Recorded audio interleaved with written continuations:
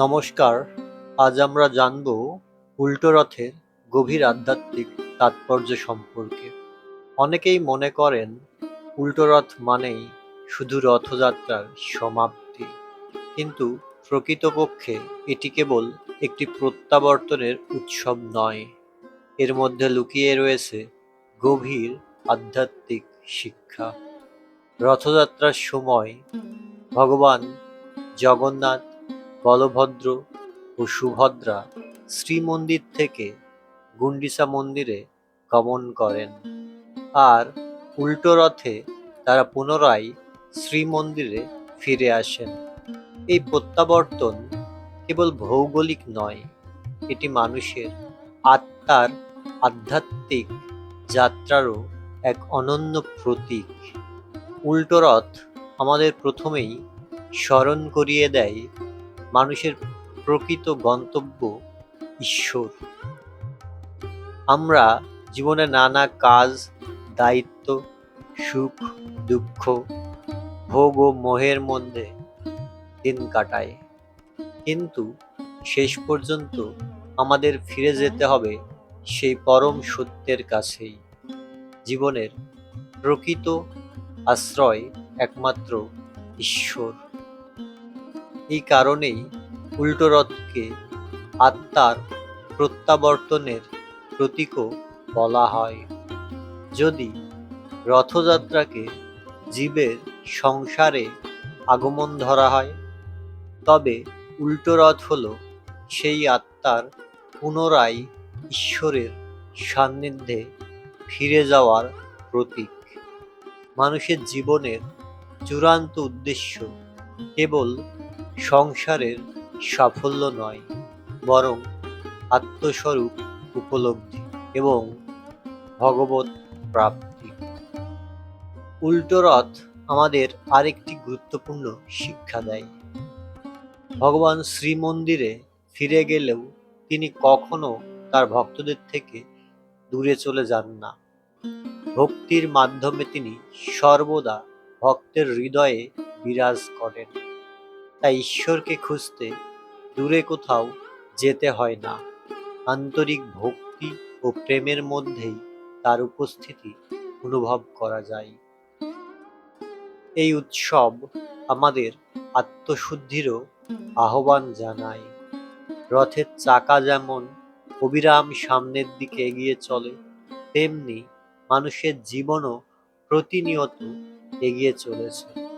এই চলার পথে অহংকার, লোভ, ক্রোধ, হিংসা ও আসক্তিকে দূরে সরিয়ে মনকে ঈশ্বরমুখী করাই আমাদের লক্ষ্য হওয়া উচিত।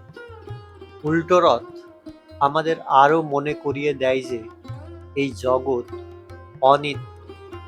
জীবনের সমস্ত সুখ, দুঃখ, লাভ, ক্ষতি, মান, অপমান একদিন শেষ হয়ে যাবে, কিন্তু ঈশ্বরই একমাত্র নিত্য, চিরন্তন ও অবিনশ্বর। তাই স্থায়ী শান্তি ও আনন্দ লাভ করতে হলে আমাদের তারই শরণ নিতে হবে। এই প্রসঙ্গে ভগবান শ্রী রামকৃষ্ণের শিক্ষা বিশেষভাবে স্মরণীয়। তিনি বলতেন, মানুষের জীবনের একমাত্র উদ্দেশ্য ঈশ্বর লাভ।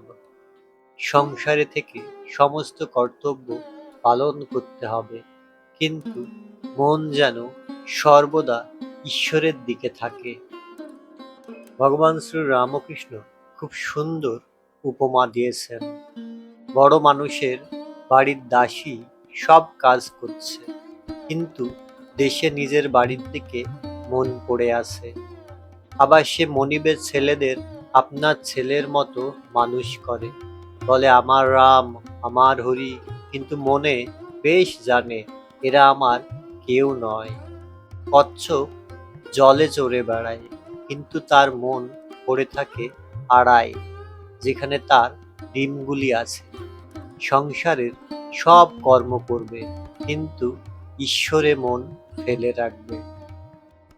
1884 সালের 3 জুলাই। উল্টো রথের দিন বলরাম মন্দিরে রথের পুনর্যাত্রায় অর্থাৎ উল্টো রথের দিনে ভগবান শ্রী রামকৃষ্ণদেব এসেছেন। ইতিমধ্যে ছোট রথখানি বাহিরের দোতলার বারান্দার উপর আনা হইয়াছে। শ্রী শ্রী জগন্নাথ দেব, সুভদ্রা ও বলরাম নানা বর্ণের কুসুম ও পুষ্পমালায় সুশোভিত হইয়াছেন এবং অলঙ্কার ও নববস্ত্র পীতাম্বর পরিধান করিয়াছেন। বলরামের সাত্ত্বিক পূজা, কোনো আড়ম্বর নাই। বাইরের লোকেও জানে না যে বাড়িতে রথ হইতেছে। এইবার ঠাকুর ভক্ত সঙ্গে রথের সম্মুখে আসিয়াছেন। ওই বারান্দাতেই রথ টানা হইবে। ঠাকুর রথের দড়ি ধরিয়াছেন এবং কিয়ৎক্ষণ টানিলেন। এরপরে ঠাকুর গান ধরিলেন এবং ঠাকুর নৃত্য করিতে শুরু করিলেন। ভক্তরাও সেই সঙ্গে নাচিতেছেন ও গাইতেছেন। দেখিতে দেখিতে সমস্ত বারান্দা পরিপূর্ণ হইল। মেয়েরাও নিকটস্থ ঘর হইতে এই প্রেমানন্দ দেখিতেছেন। বোধ হইল যেন শ্রীবাস মন্দিরে শ্রী গৌরাঙ্গ ভক্ত সঙ্গে হরিপ্রেমে মাতোয়ারা হইয়া নৃত্য করিতেছেন। ভগবান শ্রী রামকৃষ্ণদেব বলিলেন, ঈশ্বরকে ভালোবাসা এটাই সার, ভক্তি সার। নারদ রামকে বললেন, তোমার পাদপদ্মে যেন সদা শুদ্ধা ভক্তি থাকে, আজ যেন তোমার ভুবন মোহিনী মায়ায় মুগ্ধ না হই। রামচন্দ্র বললেন, আর কিছু বর লও?